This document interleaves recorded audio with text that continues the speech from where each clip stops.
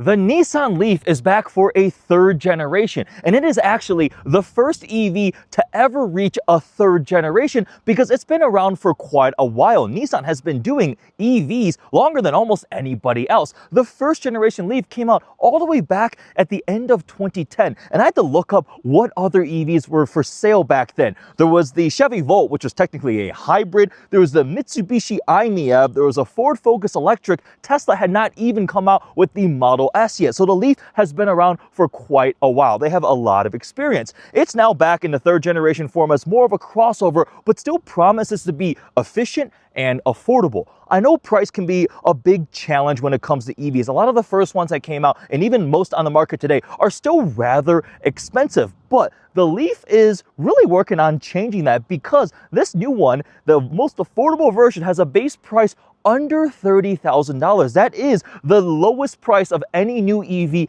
on sale today. And actually, it's really cool when you start looking at the price. Back in 2011, when the LEAF first came out, the first generation, MSRP was like $32,780. And now, many years later, when the price is still essentially $30,000, it's actually cheaper when you account for inflation.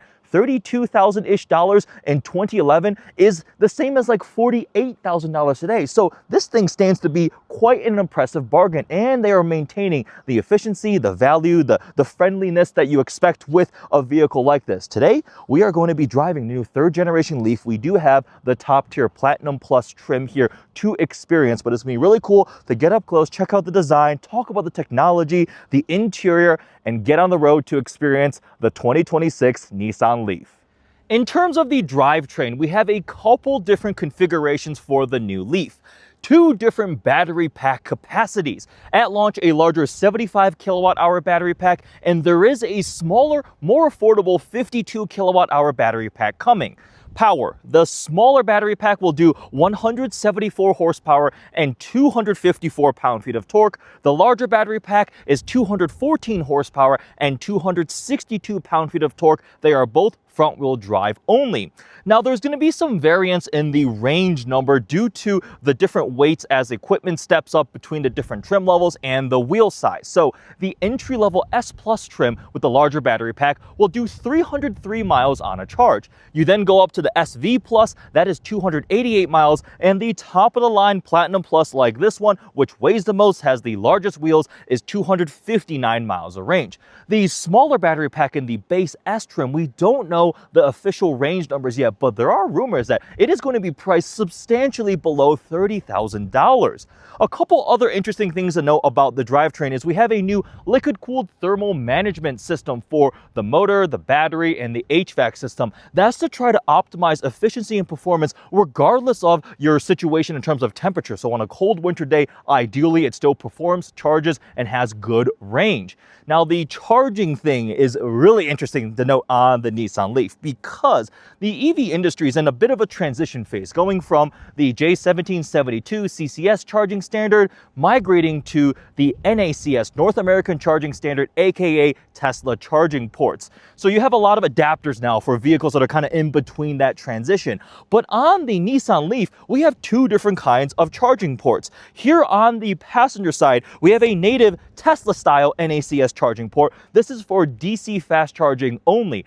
On the driver's side, you have a J1772 AC charging port. So that's for level 2 charging slower. If you want to do DC fast charging, you have to use this side. So there may still be a little bit of juggling of adapters depending on what kind of charger you're at and which charging port you're using and charging speed. But it's really interesting that we have two different kinds of chargers on the Nissan LEAF. Let's take a look at the design of the new LEAF, which has become a bit more crossover-like, but is actually less long, shorter, and a little bit wider than the previous one. But with a vehicle like this, aerodynamic efficiency is extra important with EVs. You want it to slip through the air, be aerodynamically efficient to maximize the range you get out of the battery pack. So there's lots of little things they did on this vehicle. We have a flat underbody, you have grille shutters, and the overall shape and silhouette is as sleek and aerodynamic as possible to, again, can maximize efficiency and range. I think the coefficient of drag is like 0.26. Now this one here is a top tier Platinum Plus model, so we have nicer features like the upgraded 19-inch wheels. Cool, very interesting look. Again, still aerodynamically efficient, sleek, modern lighting up front, and the paint on this one is a sea breeze light blue. It's actually a two-tone finish and is very vibrant for the Leaf. Now, if we get closer here on the charging door here, we will notice like this really interesting pattern. There's 2 little dashes and then 3. Now, that's something we're going to see across the vehicle. 2 in Japanese is Ni, 3 is San, so that's Nissan. So that's something, a fun little thing they put all over the vehicle. The door handles here up front also would go flush for, again, better aerodynamic efficiency. And back, you actually don't even see a door handle here. It's on the pillar back here. Again, try to make it as sleek and aerodynamic as possible. Now, coming around back, you have kind of the fastback sloped look here, a little bit of a lip here, but the taillights, continuing on, we have the 2 right here for Ni, and then the 3 vertical ones for San. So again, Nissan, although on the other side, it'd be 3, 2, so that's San Ni. Anyways, the taillights on the top tier trim have this really cool 3-dimensional effect. It's actually a really cool piece of technology, only available on the top tier one, but in person, it looks quite cool.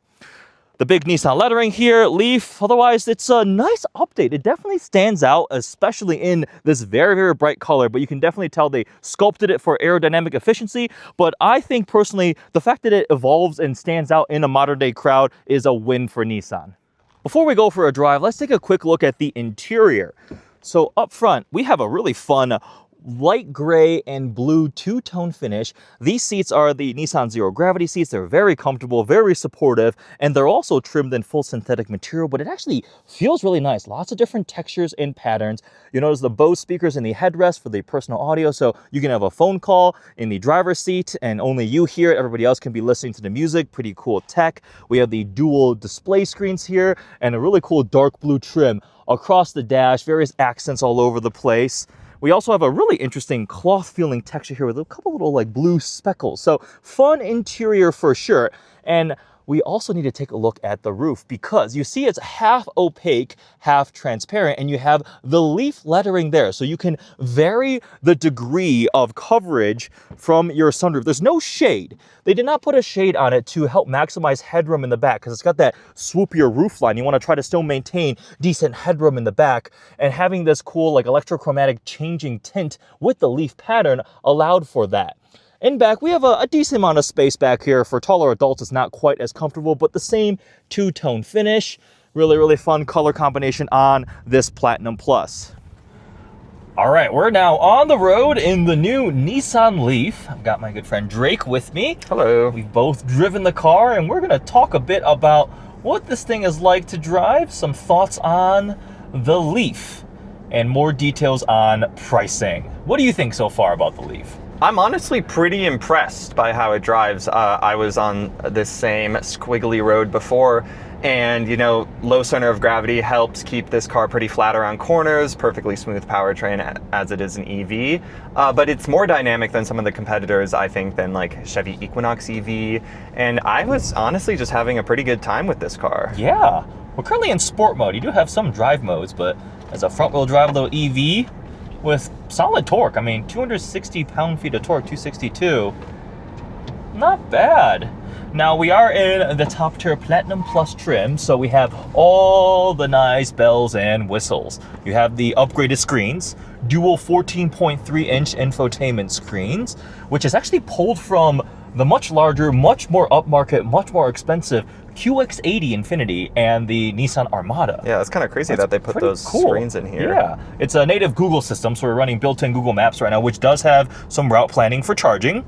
It does have CarPlay, Android Auto, which I know makes you happy because you love CarPlay and EVs. Yep, super sad that the GMs don't have that. So for you, it's actually a straight-up deal breaker. Yeah, I wouldn't buy a car without it. Really? Especially like a Rivian maybe, because they do have Apple Music built in, because I'm an Apple Music user, so it's just absolutely a step down to not have those features. But you have it here, and the lower trims get dual 12.3-inch screens, so it's all big screens, double screens across the lineup. Other things to note about the interior: we have paddles, but the paddles are not for a transmission, obviously. They are for changing your level of regen braking. So you have 1 through 4, and then we have E-Step. E-step is like the max amount. It's not true one pedal driving. It won't come to a stop. And one of the things we don't like, that is weird. Yeah.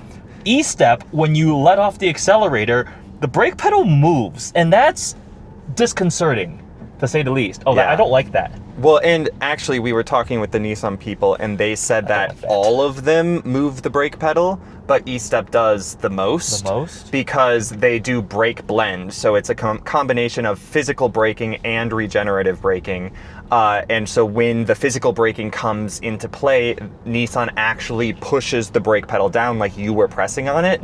But then when you then go to put your foot on the brake, because you have to, because it's not full one pedal driving, it can be really disconcerting to not know where the brake pedal is going to be, and your heart kind of skips a beat because you're like, oh my God, how do I stop the car? A weird system. Mercedes does this too, but the newer ones don't. I feel like this is not something that's going to last in Nissan EVs. Not a big fan of that. Yeah, it's really, really disconcerting. The solution is to turn off E-step. Yeah. We have a little drive mode toggle right here. So you have standard, sport, eco, personal. Personal allows you to vary steering feel. There's 2 different options for that. What were the other ones? I know the level of regen braking, but do you remember what the other thing was you could vary? Is it drivetrain responsiveness, I think? Possibly. There's different settings to that too. So personal is like your my mode customization type of thing. Visibility actually feels very nice, feels big and open. I like the sunroof. I like that you can change the... Yeah, I think the electrochromatic aspect is really cool, and the LEAF logo that then like is a shadow on the interior, that's really cool. It's definitely fun. I mentioned earlier that we have a new thermal management system, heat pump system. So that's to ensure that even when it's cold out, you can still have optimal performance out of your EV, because it can have an outsized impact when it's minus 12 degrees and freezing, right? So that is a big change they made on the newest LEAF here to optimize it. Also, that would allow for preconditioning too with their new thermal management system, but that's locked to the higher trims. Well, it's an option on the higher trims. But Nissan said that on Platinum, they're going to have 100% penetration. So it's a required option, essentially. So basically, the starting price is $300 higher than what they claim, because you have to get the heat pump, and then you don't get it on like the S Plus. So cold weather driving will be affected by that. But the S Plus also does have 40 more miles of range than this Platinum Plus. So it's kind of interesting how much weight in wheels affects it, because it's about like a 200-ish pound curb weight difference between the Platinum Plus and the S Plus, with like the power seat here and the various other pieces, and then the larger 19-inch wheels. Well, that's a pretty substantial loss of range going from 303 down to 259 here. When we left today, it was showing, what was the range number? It was about 248 at 99%. So close. Right now we're at 66%, showing 163. It just dropped. It's up to 150 kilowatts charging speed with the NACS DC fast charger. So that'll yield 10 to 80, they said, in about 35 minutes, which is fine. Yeah, it's nothing mind-blowing. It's not a 300 kilowatt charging speed, but 150 is pretty fine for something at this price point, because I do want to dig in to the price, and that's really impressive. The S Plus is just under $30,000, but then you tack on destination delivery and it's just over $30,000. Mid 35-ish range for the SV Plus. Plus just means the bigger battery pack. And this Platinum Plus is just under 40, and this one as option is, what would you say, 42? Yeah, 41,930 with destination. With the color, the floor mats, and that heat pump thing. Which, 40 grand for the Nissan LEAF, okay, you might be like, that's so much money. I did a inflation calculator, and 32,780, which was the base price when this thing was new in 2011, is 48 grand purchasing power in today's money. So technically this has gotten cheaper, and you have so much more car, so much more everything. 3 times bigger the battery, but it's more than 3 times the range, because that one did like 73 miles of range, the first generation. On a 24 kilowatt hour battery pack. Exactly, which is like a golf cart by today's standards, right? Like plug-in hybrids have battery packs that size, and it's just more and more. And I think it's a really, really cool illustration of how the technology has really advanced and the costs have come down, that this is such a more approachable price point for an EV with less of the compromises. The most affordable EV on the market right now. Yeah, it actually makes the Fiat 500e look even worse in comparison. Well, yeah, that not a very competitive vehicle in any capacity. In fashion, it's stylish. But this thing, I think it looks nice. They did a good job. We were talking about how, even though it's physical dimension-wise a little bit shorter, both length and height, it still looks like it's got a good amount of presence. Yep, and it's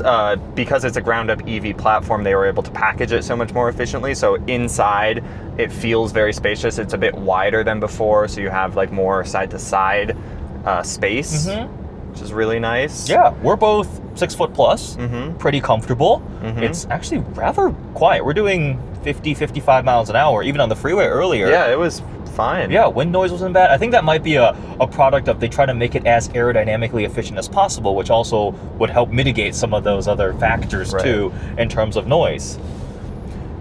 Any other thoughts on the Nissan LEAF after driving it today? I like it. I really want to try the S Plus, the 30,300 miles of range. That's a cool combination.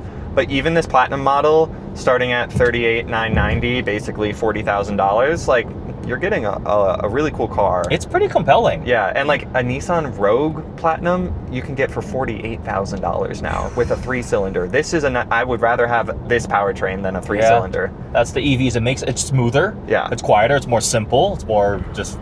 And the Aria differentiating factor is going to be all-wheel drive, probably. Yeah, right? This is it only is more front-wheel expensive. drive. This is front-wheel drive only. Although maybe they will see demand for an all-wheel drive because you're on the same platform. So you would think it's not too terribly difficult to package, but that would lead to probably even less range just because of the added weight and output there. Now, compared to some other competitors, what are we cross-shopping against? Kia Niro, Hyundai Kona, same thing. Yeah. This beats it actually in many regards. Yeah, it's a little cheaper and better range. Yeah. The Equinox EV is kind of also in this segment. Yeah, that one has a little better range, but the pricing on that one really does jump up. I don't even know if they've launched the 1LT trim level yet. That was the one that was supposed to be the really affordable. $35,000 over 300 miles range. Yeah, I'm not sure, but Nissan is coming with the S Plus. Yeah. I'm really curious to see, because the current rumor is the S, with the small battery pack LEAF, less power, whatever, but in way less range. But 25,000-ish was the rumored price I saw. They haven't confirmed it. And I wonder what the range on that would be, because think about it's about more. probably a little over 200. You know? Yeah. Anything less than 200, they're going to start raising some eyebrows. But I think if you can hit 200 miles of rated range, plus it'll be the lightest weight, smallest wheels. Yeah. And I think the Hyundai Kona and Kia Niro, those are only like 240.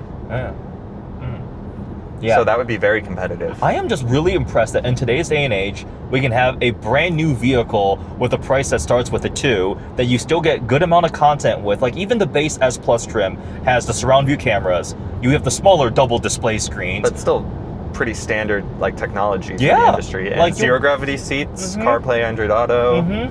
I'm curious to see customer experience with the dual charging ports. I was really surprised with that because there's caveats, right? So I can see somebody, until they learn, going to a slower AC, like Tesla style charger, like a destination charger, plugging in, and the car won't be happy about that.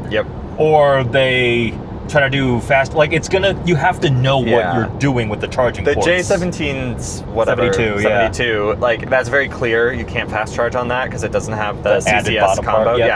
But yeah, for sure, there are going to be people who plug in on the NACS side at a level 2 and then are going to be really upset when they come back and their car hasn't charged. Exactly, yeah.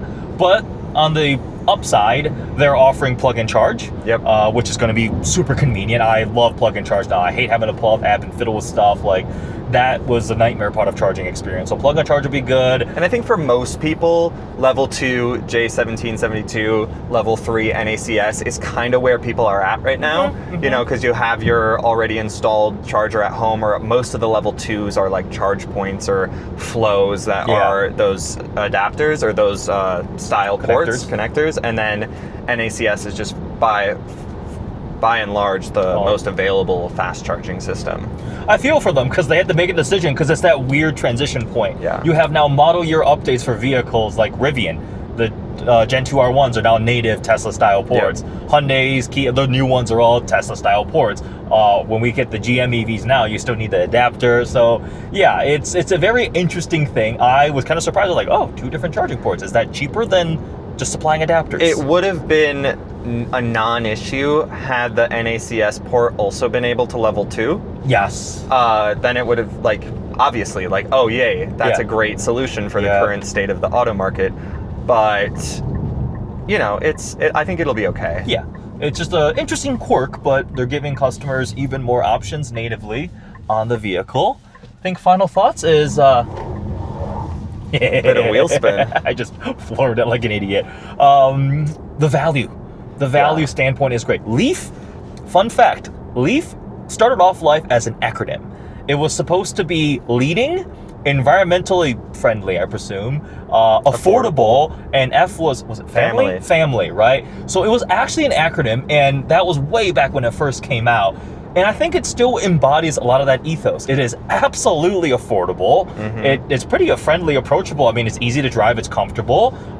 Family, yes, you can fit family in. You could fit, and it's, you know, the first 3rd generation electric vehicle on sale, which is cool. Absolutely. Although it's kind of only just catching up with the 2nd generation products of other brands, but you know, whatever. They kept the 2nd generation just ran for a little bit longer than it should have. Right. But it is here now. It is a ground up EV platform, not a modification of a previous gas platform like it used to be, where you deal with some of the restrictions, right? And I think it's got some really cool style, fun little tributes to Japanese heritage. They talk about katana-inspired styling elements, and the 2-3 little Nissan elements is really fun. They threw it like all over the branding, and genuinely, it's a pleasant vehicle to drive. As a first EV, I would really recommend consideration of this thing. Yeah, I really like it. Yeah. You were actually, I was surprised how impressed you were with this, because we're spoiled. We drive so many different cars. Yeah. And you really, really like this thing. I honestly, like, even just taking that corner, we took that corner with a lot of speed, and it was really flat. We're on some curvy canyon roads. I'm doing 65 miles an hour. And like the GM Ultium platform, no matter if it's an Equinox EV or an Escalade IQ, those things fall apart in the corners. They can't corner for their lives. But this is definitely a little more dynamic. Steering's actually pretty good too. Yeah, that's what I was saying. It's light, but it's fairly direct actually. Yeah, actually, you're right. I'm getting to actually get a little bit quicker. Don't take a curve at 60 per. We'd hate to lose a customer. What's that from? It's a Burma Shave ad from the, I don't know, the 60s. Why do you know that? My grandpa was really into that stuff. Yeah, this is actually not bad to drive at all. Yeah. Huh. Independent rear suspension. Dude, I want to catch up with the car in front. 30%, they said... Reduction of impact. Rigidity. Reduction in impact stiffness. I thought something like that. Yeah. Essentially, it's 30% less ouch when you bump. Highly technical. And on that very intelligent statement, we'll wrap up our time driving, experiencing the new 3rd generation 2026 Nissan LEAF. Impressed. Yeah. Good job. This is what they have to do to survive. There's no secret. Nissan is in some dire straits. They were very upfront about it too in this the presentation we got this morning. Yeah. You know, they have, what was their... Nissan? Yeah, but what did the re stand for? Like reinvigorate or something? Yeah, something like that. But essentially, they're trying to be cash flow positive by beginning of 27. They've looked for ways to reduce costs, improve efficiency, platform consolidation. 4,000 ideas about how they could increase efficiency. I think they just created, like, they call it the war room, right? Like just like this super team of people and engineers and thinking of ways to save money, because you have to, right? It's becoming so competitive in the landscape. They looked at their models, what's important, the core models, the ethos brand, conquest models, breaking that all out. And I think the statement piece of having this priced so competitively is definitely something they're trying to do. We've got some enthusiast things coming too. They just launched the Heritage Z, another one, but like the Nismo Armada. Yeah, that's awesome. It's going to be cool. They're trying different things. They're refreshing many vehicles in their lineup. There's a Rogue plug-in hybrid coming. What else?